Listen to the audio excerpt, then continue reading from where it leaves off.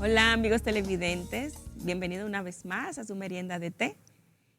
Hoy tenemos un invitado muy especial porque queremos hacerle honor a que precisamente el pasado 13 de junio fue el Día del Escritor y hoy tenemos una persona que se ha destacado como escritor, como poeta. Él es publicista, entre otras cosas, y con nosotros tenemos en el día de hoy al señor Juan Freddy Armando. Bienvenido, Juan Freddy, a la merienda de té.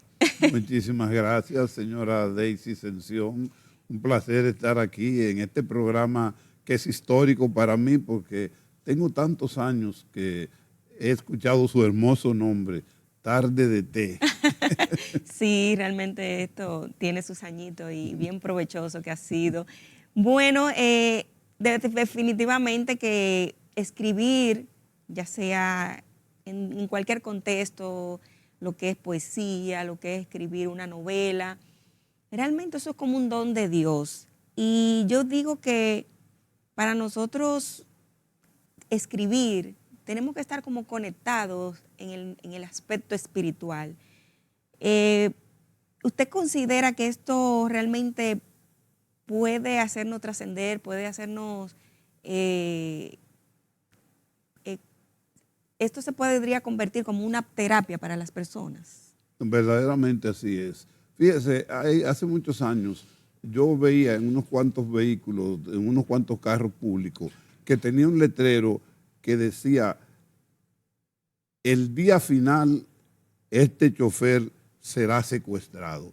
Eso quería decir que cuando llegara el apocalipsis, cuando se supone que es el regreso de Jesucristo, él sería transportado mentalmente al paraíso. Pues el acto de escribir se parece a ese secuestro, a ese transporte, porque el que escribe no es el ser humano normal.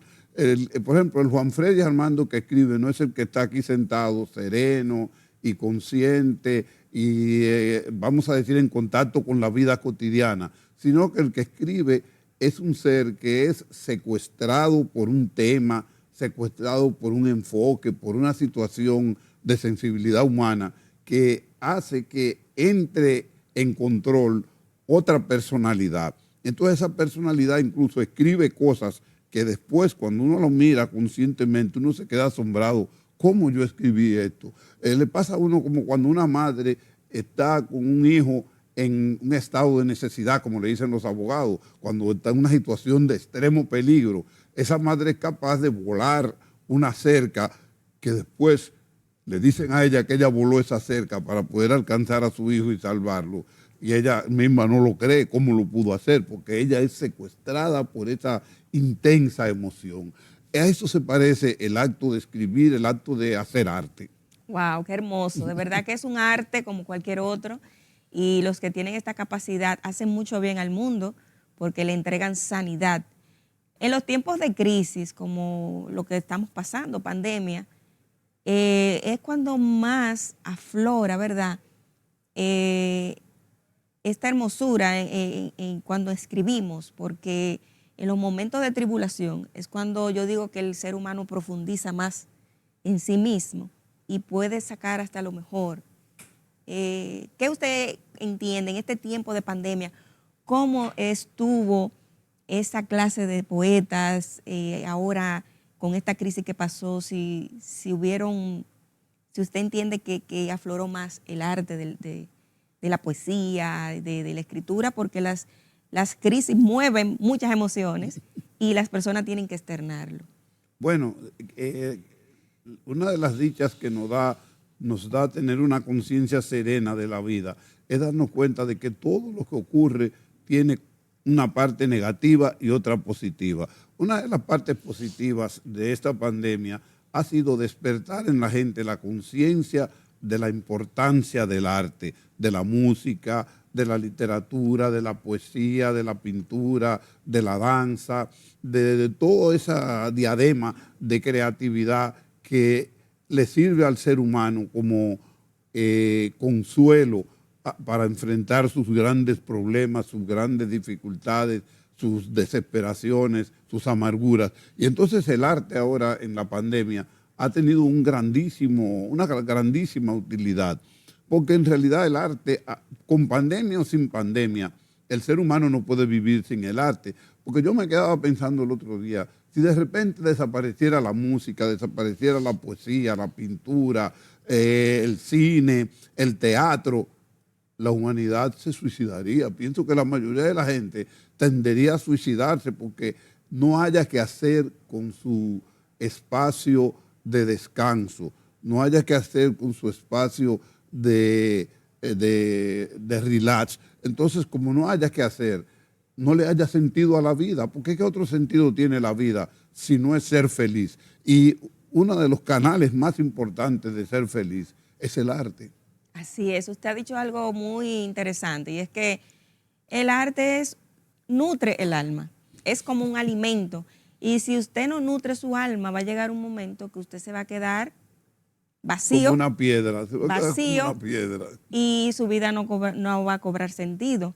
Usted entiende, ahora hay una juventud que está muy distante de lo que podría ser esa sensibilidad hacia el arte, ese arte, ¿verdad? Desde siempre. Ahora el arte se ha desvirtuado con la tecnología, pero ¿cómo pudiéramos de alguna manera promover en la juventud para que vuelva ese arte, ¿verdad? Esa poesía, a leer novelas y todo eso. Yo diría que yo tendría una percepción al revés. Yo creo que la tecnología, todo este gigantesco libro que es el Internet, lo que ha hecho es alimentar el interés de la gente por las artes. Y yo me acuerdo que cuando comenzaba el Internet, yo fui con mis hijos a la Feria del Libro y yo dije, bueno, señores, yo los traje a ustedes tres hoy para hacerles, les voy a regalar el más grande de todos los libros que existe, que es que vamos a instalar Internet en mi casa. Entonces ahí ustedes van a tener el más gigantesco libro, un libro donde hay de todo. Así es. Arte, ciencia, tecnología. Entonces lo que pasa es que la juventud en nuestra época, como las juventudes de todas las épocas, siempre los jóvenes tienden a irse a los extremos. Se parecen a los viejos, porque los viejos y los jóvenes tienen en común en que se van a los extremos. Los jóvenes se van a los extremos con el presente, los viejos se van a los extremos con el pasado. Pero nosotros los adultos, que no nos sentimos ni viejos ni jóvenes, sino adultos, amamos el pasado. Hay cosas en el pasado que las amamos y que las despreciamos, y hay cosas en el presente que las amamos y que las despreciamos. Pero la juventud tiende a irse a los extremos. Y por ejemplo, mira, ahora está todo este tema del dembow, del rap, de todas estas cosas, que es como una especie de antiarte, pero en realidad no es un antiarte, es un nuevo arte. Lo que pasa es que ese arte está en su fase primitiva, en su fase cruda, en su fase vulgar, como todas las artes. La música clásica, que es tan fina, comenzó siendo burda. La música sale de la música popular de Europa, de la música popular de América. El jazz al principio era algo vulgar, que no se tocaba en los salones, porque se consideraba que era algo soez, algo que incluso porque la palabra jazz y la palabra rock, por ejemplo, estaba ligado con hacer el amor, estaba ligado con hacer el amor en su versión como vulgar. Entonces, no lo aceptaban, pero después los grandes talentos cogen esos recursos que los vulgares mantienen vulgares y los refinan y entonces hacen como hizo Luis Díaz y Juan Luis Guerra con la bachata. La bachata era algo vulgar de los barrios, de los prostíbulos, pero Luis Díaz y el grupo Convite y Dagoberto Tejeda hicieron una investigación. Luis Díaz comenzó a interpretar la bachata de otra manera. Porque tenemos que recoger ya, porque el tiempo se está cortando. Quisiera hacerle una última pregunta. O sea, ¿cómo podemos darnos cuenta si tenemos madera para ser escritores? O sea, ¿cómo surge esta musa? ¿Cómo podemos saber si tenemos esa capacidad? Bueno, madera para ser escritor la tenemos todos, porque lo que caracteriza al ser humano es la creatividad. Cada animal que vive en el planeta tiene una cosa en la que se destaca. Entonces nosotros, los seres humanos como animales, nuestro destaque, vamos a decir, es la inteligencia y la creatividad. Todos lo tenemos. Ahora, para ser un buen artista hay que tener mucho más desarrollada esa vocación. Entonces esa vocación viene dada por tener una mayor sensibilidad humana, tener un pensamiento más profundo, tener, por ejemplo, el dominio de la técnica de una de las áreas del arte, y con eso ya se tiene. Pero pienso que cualquier ser humano puede hacer la prueba y va a hacer algo creativo. Que va a tener más o menor calidad, depende de esa vocación. Excelente, pues ya vamos a, como quien dice, para terminar, quisiera que nos dijera cuáles son los libros que usted ha escrito, cuál es su rama, podríamos decir, cuál es la línea que a usted le gusta. Bueno, tengo escritos unos, a lo mejor algunos 15 o 20 libros, pero ninguno ha sido publicado, porque nunca me he interesado mucho por publicar como libro. Ahora están publicados en internet, muchas de esas cosas. Usted escribe mi nombre en Google, va a encontrar poemas, cuentos, ensayos, análisis, artículos, reflexiones. Y tengo una columna en el periódico Hoy, que sale todos los domingos, en el periódico Hoy Digital, que se llama Alerta. Ahí publico frecuentemente también literatura. Excelente. Entonces, si lo queremos conseguir en las redes sociales, ¿cómo lo pudiéramos conseguir? Bueno, me puede conseguir en Instagram, me puede conseguir en Facebook, simplemente escribiendo mi nombre. Escribe Juan Freddy Armando y ahí encuentra todo, los muchos sitios de internet donde hay cosas mías publicadas. Hay un sitio que se llama La Página de los Cuentos, que aunque se llama así, ahí se publican cuentos, poemas, ensayos, todo lo que usted quiera. Yo tengo una página dentro de esa página. Tengo otra en el mismo Facebook y ahí también publico muchísimas cosas, de manera que la gente puede encontrarlo por ahí. Bueno, pues nada, un último mensajito de qué podemos hacer para tener acceso a leer más y nutrirnos más.